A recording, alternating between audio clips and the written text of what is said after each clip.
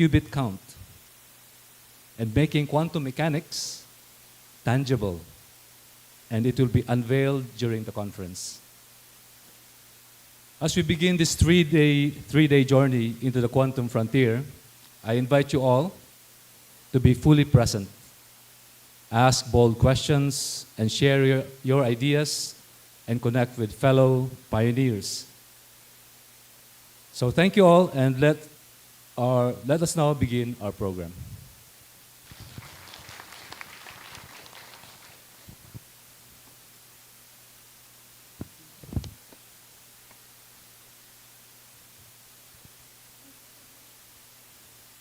Thank you so much, Mr. Corpus, for that good news.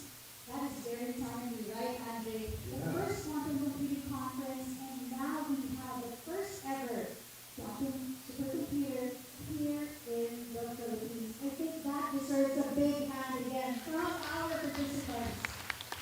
There. Maraming salamat po muli, Mr. Corpus. Thank you for emphasizing that the quantum leap that we aim for must be rooted in collective vision that will be possible with our conversation and community that will enable this quantum transformation. Right, Andre? Yeah. And officially welcoming us today is the Department of Science and Technology, Region 7 Director, Dr. QISTCon.ph, to be represented by Cebu Provincial S&T Director, Mr. Brian Ibanez. Mr. Ibanez will also be representing the Department of Science and Technology Secretary, Dr. Renato Jr. for his message of support. Once again, let's give a warm round of applause to Mr. Brian Ibanez.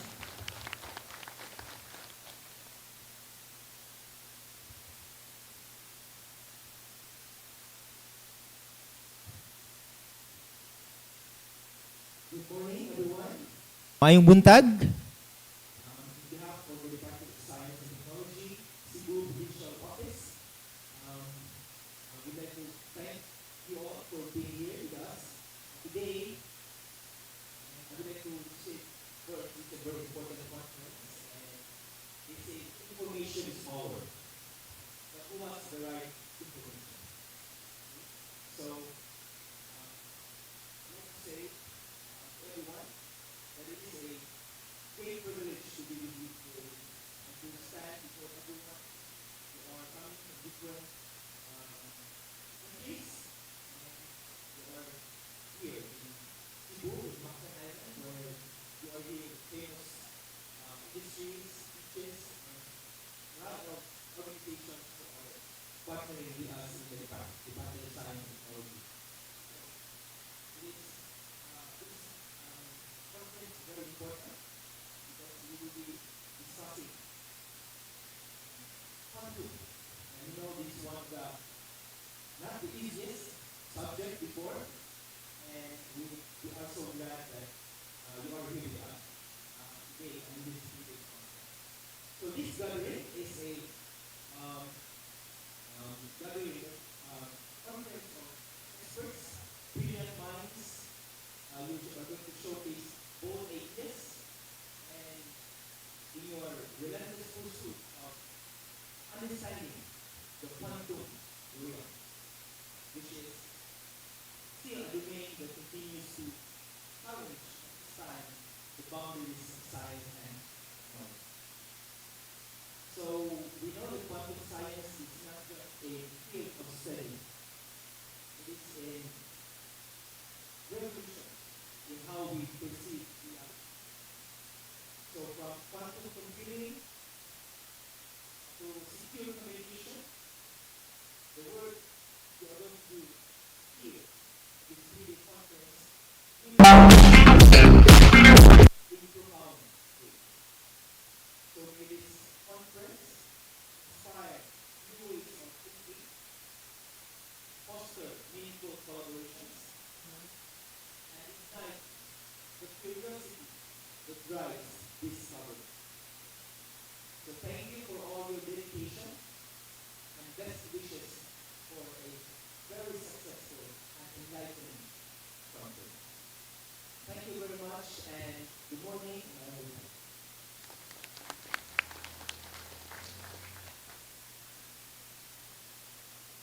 So, I guess it is a privilege to share with you a message of our USC. USC Agri Secretary, Dr. Rina Jr. And actually, with that, maayong adlaw, Cebu. Good morning. There are revolutions that plan doors, and there are revolutions that slip in quietly. Rearrange the furniture and wait for you to notice the house. It's already changed. Quantum is the loud. It is not loud. It doesn't announce itself with flags or fireworks. It arrives in the languages of abandonment and superposition, concepts that feel as abstract as tomorrow's weather or next week's traffic. But make no mistake, the quantum revolution is here. Not the horizon, not the distance, but here. So it is fitting that we convene this year, since this year 2025 was declared by the United Nations as the International Year of Quantum Science and Technology, recognizing the 100 years since the initial development of quantum mechanics. We stand at a threshold where once supposed to be esoteric science unfolds in our daily lives. Quantum technology is the silent revolution that will shape our next century. Faster computing tremors with uncanny precision, and cryptography as unbreakable as the Filipinos do.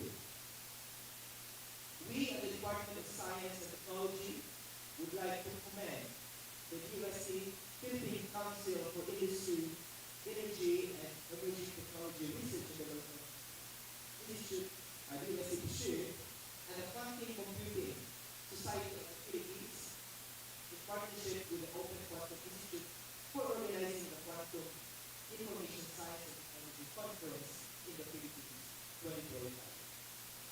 We appreciate the event's profitable goal of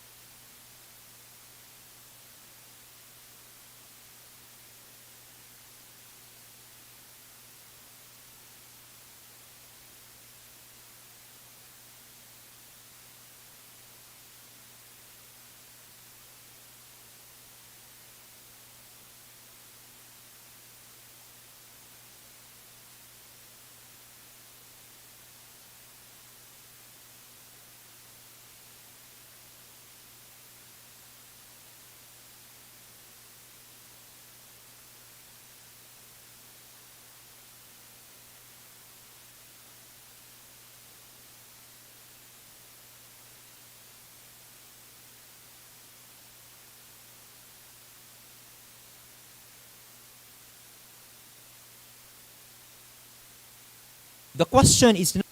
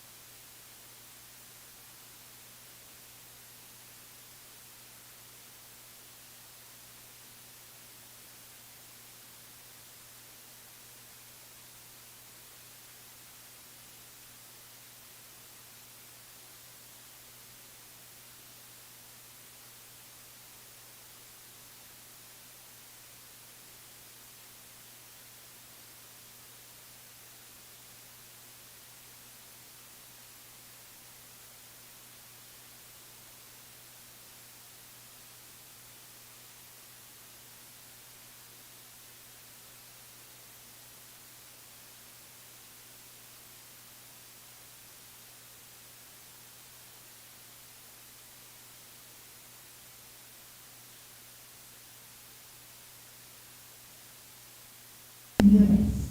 We are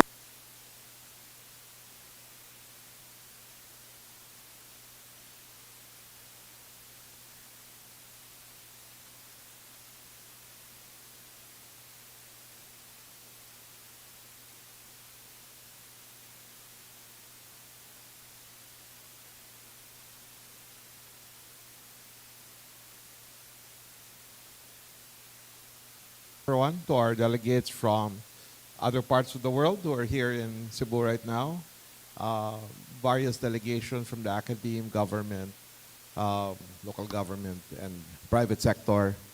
We're very happy that we have. It is our immense pleasure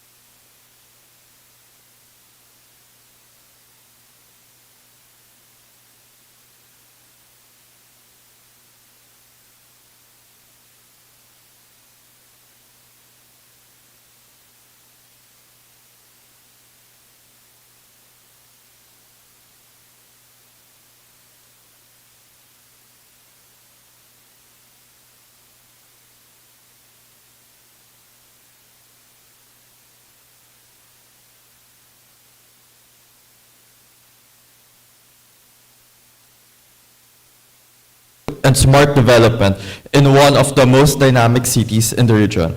Let us all welcome the Honorable Cynthia King Chan, the Mayor of Lapu-Lapu City, to be represented by Mr. Luis de los Santos.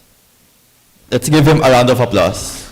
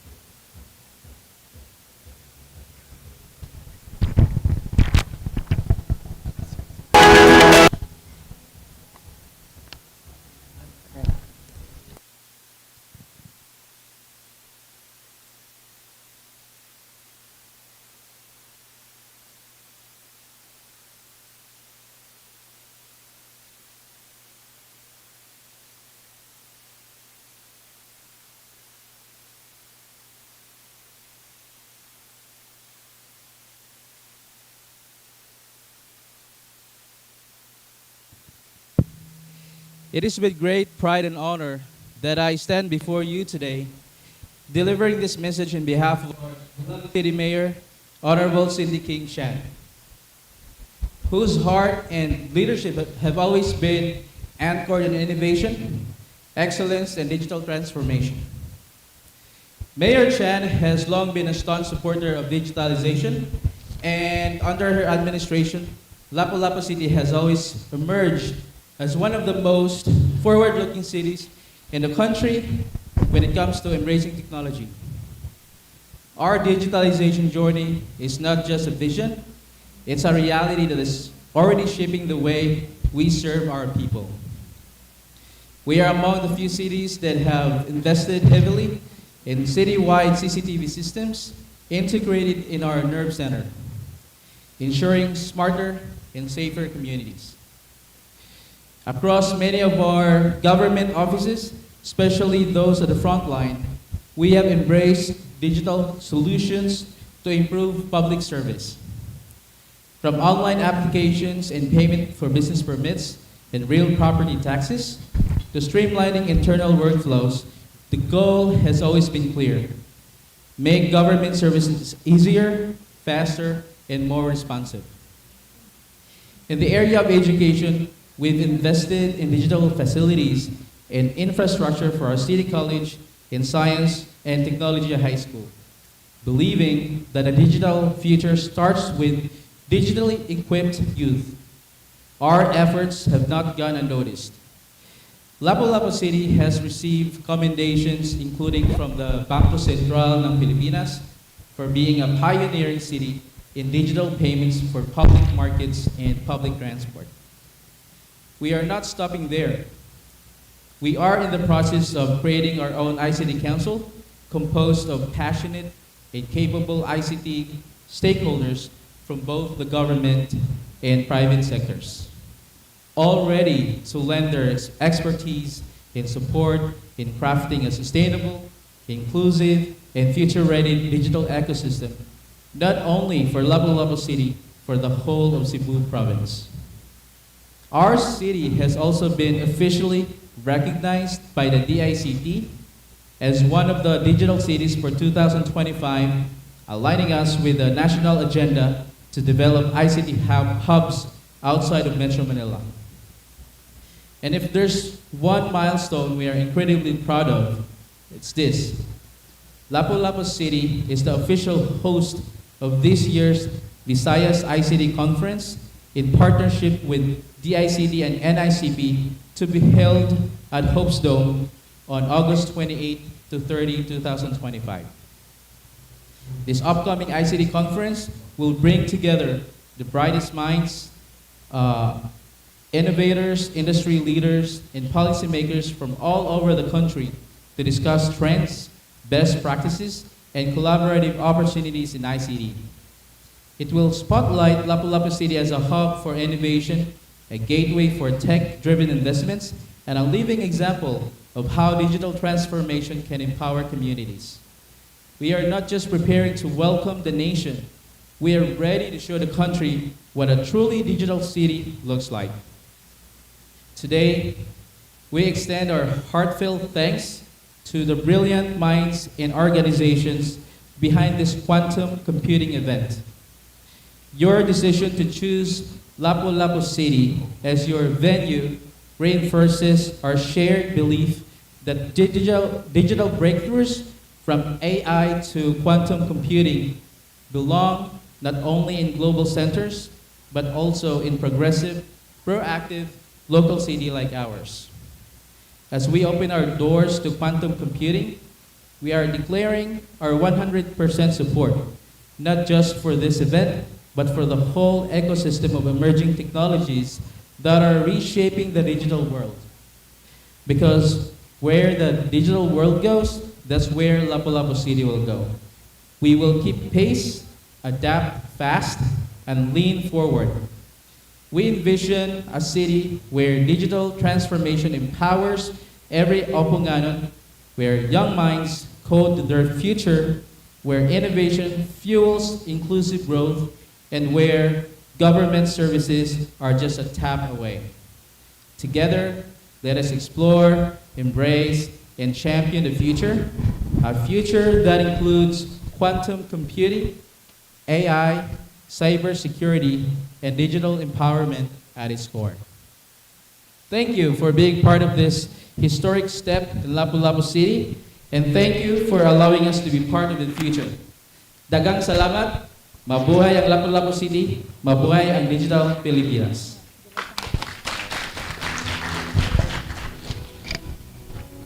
Okay. Thanks so much, Mr. De Los Santos. And now, let's start our event with our plenary session.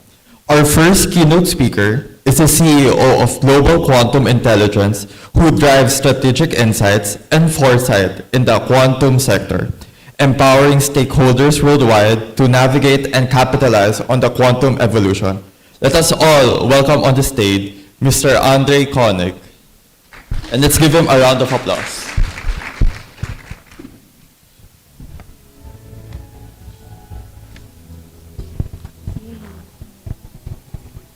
Thank you, Andre. Good job.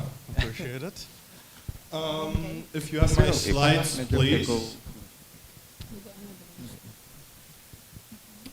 Well, wait for those. There we go. Beautiful. One quantum. I speak at probably 3 quantum conferences a month. I've been to 6 continents this year so far. I do this all around the globe, but very excited to be here because the organizer of this conference, the Quantum Computing Society of the Philippines, has a second name, One Quantum Philippines. It actually started as a chapter of an organization that I started during COVID. One Quantum, a non-profit, with the goal, where do I point this? With the goal to bring quantum education and access to the global quantum community to markets outside the US and Western Europe. And this is something that we started during COVID. First, really with the idea to extend this community. When I started in quantum 10 years ago, it was really a very close-knit professors and scientists that didn't talk to many people, especially if you don't know how to speak math. And I don't know if you've seen these weird Dirac notations. People really speak in that language. They yell at each other in math, right? And you need a mentor. You need somebody to hold your hand to help you get started, make some introductions, and eventually make a career out of it, because not just PhDs in quantum can be successful in quantum. I'm a proof for that if I'm successful. But there are many careers in quantum, right? And so we built this nonprofit, which actually started not with the Women in Quantum chapter, but a startup chapter, because we were right there when many of the companies that you know in quantum were coming out of university labs, had their first investor pitches, and we helped them with that many, many years ago. Then we started a Women in Quantum chapter, which was very, very successful, where we helped to do hackathons, events, and conferences for women that wanted to do a career in quantum.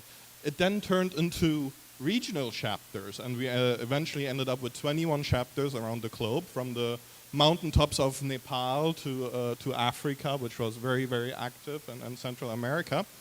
And a global community of 35,000 participants in these 21 chapters, and supported by IBM, Google, Microsoft. Everybody was sponsoring it. So One Quantum, something that I started during COVID, but unfortunately neglected ever since. So I'm very grateful for Bobby and the One Quantum Philippines teams that out of my failure came something beautiful like this. I'm very happy to be here, but know that you're part of a bigger quantum family and community with what you are doing here. The reason that I neglected One Quantum, and I'm excited and grateful for Bobby and the team to keep this alive, is because with COVID taking a turn, I started to focus on my main business again, GQI, Global Quantum Intelligence. And in GQI, we have our economic intelligence for governments, decision makers, and users in quantum. During your initial address, you asked, where do we get the data from in quantum? Well, it's from me. We try to be the single source of truth in quantum. My basic premise is very simple. Don't trust a vendor, because a vendor is biased. A vendor needs to say, you know, my qubits are the best, my roadmap is the best, optimization is fantastic, do this, it's coming now. And I'm saying don't do that. Trust an independent third party that does their business by providing the single source of truths. We do this through data analytics, data scraping, a lot of artificial intelligence. I won't bother you with that, just some of our clients. Really much of the ecosystem, over 40 of the startup vendors in quantum computing, quantum sensing, quantum cryptography are our clients. We mostly work with governments and investors. We've done $2.5 billion in fundraisers in quantum globally, and we work with 14 governments on 6 continents on their national quantum missions. If somebody wants to organize a quantum conference in Antarctica this year, I would love that. That way I can do the full globe. We're a small team of about 20 people. A third of them are PhDs in quantum physics. I'm an economist, and then we have a lot of tech and data people. And we're global. Maybe open an office here. So I want to talk about the kind of state of quantum a little bit. I'm US based, and in the US everything is very dramatic. It's a war, the quantum war, right? And this is represented by some of these statements, but this is just to show you how serious quantum is being taken in the US. Last week I was in Chicago, where J.B. Pritzker, the governor of the state of Illinois, spent probably 3 hours at a conference similar like this. He gave a couple of addresses and speeches, hosted a lunch. His sister, Penny Pritzker, who is a very famous and influential politician, socialite and investor as well, attended. And that's the level of attention quantum gets in the US. The week before, I was in Washington, D.C., at the House of the Senate, the House of Representatives, Rayburn Hall, where we met a handful of congressmen, senators, and talked about the state of quantum as well. So this is kind of the attention that it gets in the US.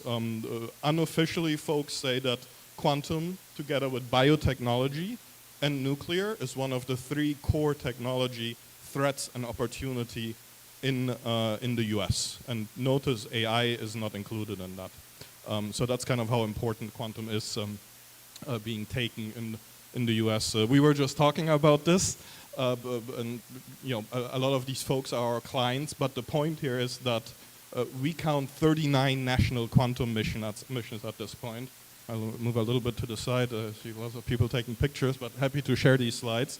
We count 39 official quantum missions globally right now that all are very well funded, and this funding is very long term, many times for 5 or 10 years. It's very steady. It most of the time gets reauthorized. The US quantum mission is in the process of being reauthorized. The UK just reauthorized theirs, and we see this all around the world. And this is part of the core mission that you have to understand. Quantum is a government initiative. Everything commercial, venture capital, startups, etc., those numbers pale compared to the national and defense numbers and metrics in quantum technologies. This is the driver of quantum, and this is why there will never be a quantum winter in our industry. If you look at the spend, again, I made this argument in kind of the core countries in quantum. It is very steady. I don't know if I have a laser that works. I don't. But you see that these programs are very well funded into the future. And one big takeaway here, again, this is a Western, European, and mostly North American perspective. But if you look at that light green, light gray, need to pick a different color probably, that's China. So all the spend that I just talked about and got so excited about, compare this to China. What we know about China, what we can officially trace, a little bit of a difference. This is the #1 key driver of all these motivations, and a Pritzker and a senator and a governor in the US taking an interest in quantum. Back to this idea of don't trust vendors, but let me say that most of the vendors in quantum are very, very professional and very well intended. We spend a lot of time doing analysis of hardware roadmaps, in this case quantum computing, but we do this for quantum sensing, PQC, QKD. And the core premise here is that we, as an independent third party, say, this is what the architecture of a quantum computer looks like, right? And this is just the hardware plane with the different layers that go into it. On top of it, you see the qubit modalities, the different ways to build a quantum computer, the materials, the substrates that you can use for it. And our assessment, based on publicly available research data, how mature the progress of these quantum hardware maps is. Very simple colors. Red is bad, green is good. You want green, right? Dark green means it has been adopted by an enterprise or a government user in a production system. We see very, very little dark green. Most importantly, we don't see any dark green across the entirety of this hardware stack, right? So when you talk to these vendors, when you read about vendors in the paper, IonQ, Quantinuum, Pascal, and so forth, keep this reality in mind. However, progress here is tremendous. We've been doing these maps for 8 years now, and we run them by the vendors. Whenever we do an update, which we do roughly once a month, we send it to the CEOs of all of these companies, and you say, hey, do you agree? Is there something else you want to share? And that's why we have these little locks on some of these layers. We have confidential information, also because we did investor intelligence. But progress here is tremendous. 18 months ago, 50% of a map like this would have been gray. Gray means we don't have any verifiable information. And now we have light red and light blue, which means there's experiments, sandbox, proofs of concepts, and so forth. So tremendous progress, but when you read about progress or when a vendor tells you about progress, keep in mind the context of where this comes from. We then use these same kind of frameworks and maps to break this down vendor by vendor, and we track this, my team tracks this in real time for over 50 of the different quantum computing vendors, and then again quantum sensing, quantum networking. And you see that IBM, this is just a selection of some of the leaders in the space, IBM, Quantinuum, IonQ, IQM, Rigetti, Pascal, Quera. It's very similar. So this whole discussion between is a superconducting qubit better than a trapped ion, a photonic or a spin qubit, and we had a lovely conversation about spin qubits yesterday and qudrits with Professor Romero. At the end of the day, this is going to converge in terms of progress and performance. There are differences in gate speed and coherence time and fidelity and so forth, but you see that progress is relatively harmonious and converging. The difference will come in the cost of scaling these, what we call fault-tolerant quantum computing, as you want to scale this up to a very large system. And what will it take for any of these qubit modalities and specific QPU vendors to scale this up to something very, very large? And here you, oops, sorry, one too many. And when we look at this a little bit more in the future, roadmaps that are out there of what is being built in the next 3 to 5 years, here's the red again, right? And you see we've added the architecture layer here. So these roadmaps that companies talk about, a lot of the press releases and an announcement that you see at conferences where a vendor announces a breakthrough, very exciting, it's all true, but you need a little bit of context. These are still the baby steps and really only the first few meters of a very, very long marathon race of what needs to be built. Everybody is doing tremendous work, but we still, objectively, from an outside single source of truth, have a lot of red here. And again, these companies, we sit down with them and behind closed doors, they sign off on these kind of numbers, right? There's none of these vendors that hasn't seen our charts and has had the opportunity to disagree or push back. And of course, there is not just the qubit and the quantum computer. There is a whole architecture, system architecture, and rest of the full stack around it. In this case, interconnects. There is almost no quantum computing architecture today that will be able to scale to our large system, a fault-tolerant system, a commercially usable system within one QPU, one chip. All of them need some sort of connectivity. Connectivity on the chip, a coupler, a tuner, connectivity between modules, connectivity between systems. And that's still a very young, very emerging field. This is a very boring slide. It's mostly white, right? There is very little activity, very few vendors, still very little research. some very exciting things happening as well. Fantastic companies like New Quantum Connect and others. But progress here is in its infancy, and we don't have any good answers to any of this yet.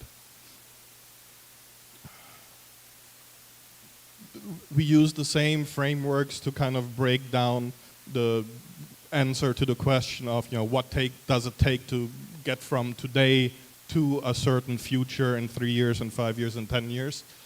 This is something we can discuss around the dinner maybe, but just to show you what this looks like. Of course, you don't just need hardware and connectivity, you also need software, right? And this is some of my favorite slides. The software stack, cloud majors. PaaS means platform as a service. PaaS challengers. PaaS aggregators. I'm afraid to pronounce this, AAAS, algorithms as a service. Software as a service. What else we got? Yep, that's it. I have more slides on the software stack. But the message here is that if you look beyond the hardware plane of a quantum architecture, there's a ton of fragmentation at the software stack. Many different architectures, many different business models. Progress here, you see a lot of white again coming back across the layers of the software stack. Progress here is it's very quantum. It's a superposition of amazing and very disappointing.